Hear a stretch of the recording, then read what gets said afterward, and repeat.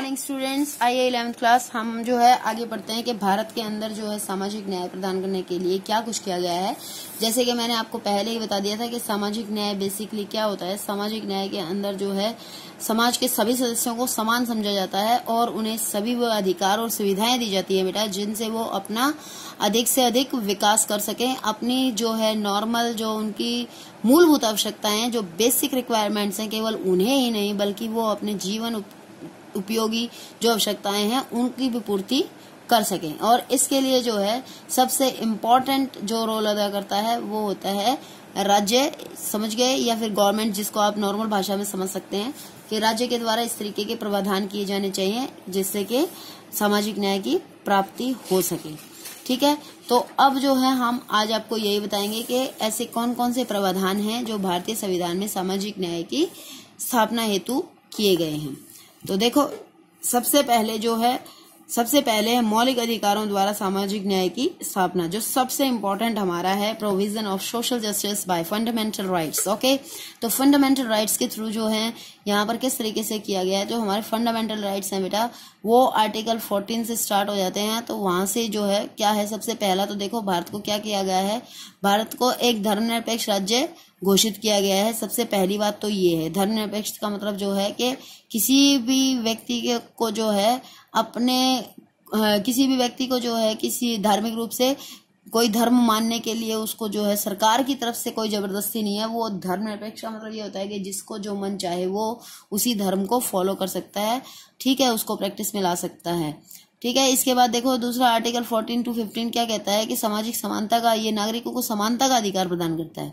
ठीक है, समानता का मीनिंग क्या होता है बेटा, यहाँ पर जो है समानता का मतलब क्या है कि किसी के साथ भी किसी भी प्रकार का जाति, धर्म, वंश, लिंग, किसी भी आधार को भेदभाव, किसी भी बात को आधार बनाकर कोई भेदभाव नहीं होना चाहिए और सभी लोगों को उनके जीवन के विकास के लिए अधिकतम अवसर प्राप्त होने चाहिए। इसके बाद नेक्स्ट है आर्टिकल 17 जिसमें छुआछूत को गैर कानूनी घोषित किया गया है। सब बच्चे जानते हैं ये 1955 में जो है इस तरीके का जो है छुआछूत अधिनियम लागू करके, और उसके बाद क्या कर दिया गया था, अस्पृश्यता उन्मूलन अधिनियम उसको कहते हैं। तो अस्पृश्यता उन्मूलन अधिनियम के अंतर्गत क्या किया गया था, 1955 के अंतर्गत जो है छुआछूत को गैर कानूनी घोषित कर दिया गया है। और अब जो है कोई भी अगर इस तरीके का बिहेव करता है तो उसके लिए जो है लीगल प्रोसेस के थ्रू उसको जो है कानून के द्वारा उसको दंडित किया जाएगा। समझ गए, तो सभी सार्वजनिक स्थान पर सभी लोगों के साथ समान व्यवहार किया जाना चाहिए। और अब जो है कुएं, तालाब, जो भी ऐसे सार्वजनिक स्थल हैं जो सबके लिए समान रूप से सरकार के द्वारा खोल दिए गए हैं, और अगर कहीं पर जो है इस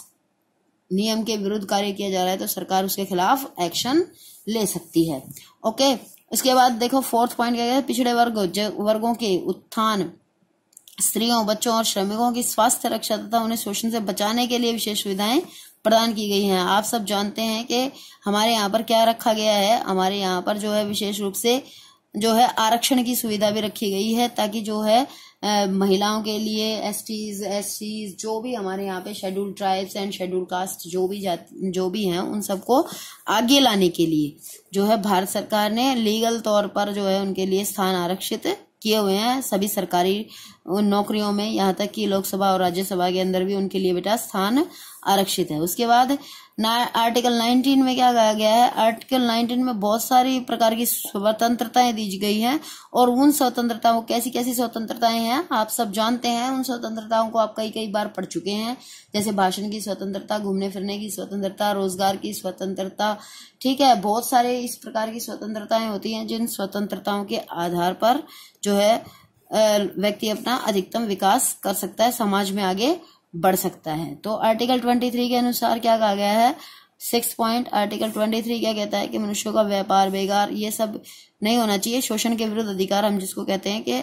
अगर कोई व्यक्ति मनुष्यों का व्यापार करता है ये और किसी को बिना वेतन दिए उससे बेगार करवाता है, उसकी इच्छा के विरुद्ध कोई मान लीजिए ऐसा इलीगल अनैतिक कार्य है जो उससे जबरदस्ती करवाया जा रहा है, और अगर वो पकड़ा जाता है करवाने वाला व्यक्ति, तो ऐसी स्थिति में उसके खिलाफ कानूनी एक्शन हो सकता है। ठीक है, तो अगर इस व्यवस्था की अवहेलना की गई तो दंडनीय अपराध का वो उसको भागी बन जाएगा। वो 7th पॉइंट है आर्टिकल 24 के अंतर्गत जो है 14 वर्ष से कम आयु के बच्चों को, किसी भी बालक को कारखाने अथवा खान में, ठीक है, कहीं पर भी कारखाने में, होटल में, कहीं पर भी 14 वर्ष से कम आयु के बच्चों को जो है अगर जबरदस्ती वहां पर काम करवाया जा रहा है या फिर वो अपनी इच्छा से भी लगे हुए हैं, तो भी ये रूल है कि 14 जो है, ये एज 14 से नीचे का अगर बच्चा कहीं पर भी काम पे पाया जाता है तो उस मालिक के खिलाफ जो है एक्शन होगा, ठीक है। उसके बाद संपत्ति के अधिकार को, जो हमारा पहले फंडामेंटल राइट होता था वो फंडामेंटल राइट नहीं है, बल्कि अब वो हमारा क्या बन गया है, अब वो हमारा लीगल राइट बन गया है। हमारा वो जो है आर्थिक न्याय की ओर एक कदम है जो सामाजिक न्याय का आधार है। बेगार की समाप्ति कर दी गई है और लोगों के शोषण के विरुद्ध अधिकार भी दे दिया गया है। आर्टिकल 29 और 30 में भी जो है शिक्षा और संस्कृति के अधिकार के अंतर्गत जो है बेटा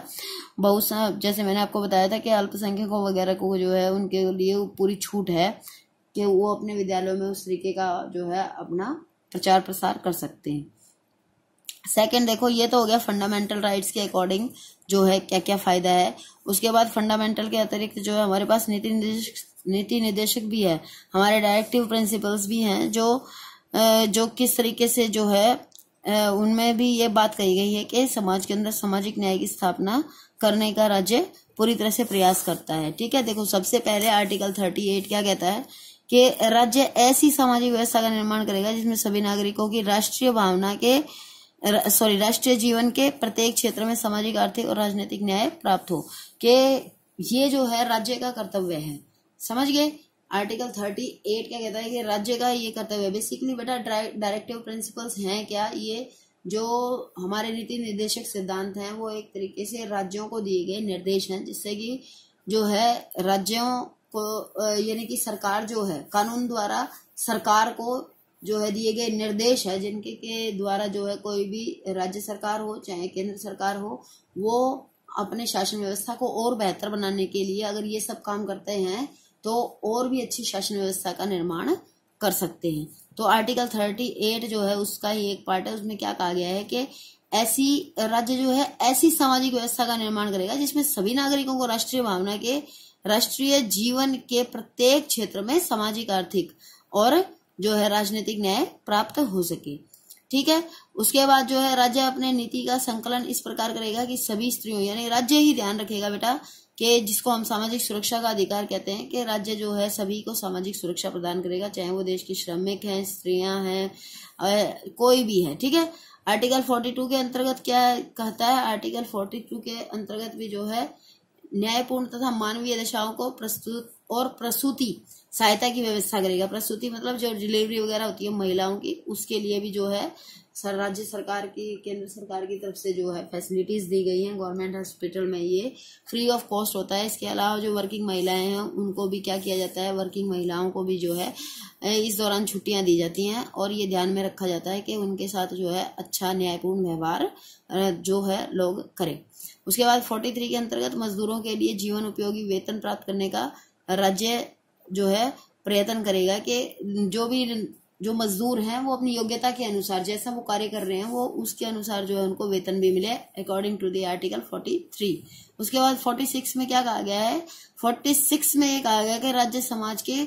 कमजोर वर्गों के शैक्षणिक और आर्थिक हितों की विशेष रूप से वृद्धि करेंगे और उसका सामाजिक न्याय और सभी प्रकार के शोषण से भी संरक्षण करेंगे, ठीक है। ये यहाँ पर वही आ जाता है, कमजोर वर्ग का मतलब जो है जो मान लीजिए जो भी ऐसे समाज के अंदर कोई समाज में ऐसे पिछड़ा हुआ वर्ग है जिसका पहले अधिकतम विकास नहीं हो पाया है, तो अब ये पॉसिबल है कि उनका अधिकतम विकास करने के लिए राज्य तत्पर रहेगा, ठीक है। उसके बाद 47 के अनुसार राज्य लोगों के जीवन स्तर को ऊंचा उठाने का प्रयास करेगा और उपरोक्त सभी बातों के आधार पर हम क्या कह सकते हैं बेटा कि संविधान के अंतर्गत जो है सामाजिक न्याय की स्थापना की व्यवस्था अच्छे से की गई है और भारत सरकार ने जो है सामाजिक न्याय की स्थापना के लिए बहुत ही इम्पोर्टेंट और इफेक्टिव जो है वो स्टेप लिए हैं, ठीक है। तो इस तरीके से ये जो है हमारा हो जाता है कि भारत में जो है सामाजिक न्याय प्रदान करने के लिए क्या क्या वैधानिक कदम है, कि संविधान के अंदर क्या कुछ कहा गया है, संविधान किस तरीके से इस बात को इम्पोर्टेंट समझता है। Okay bye.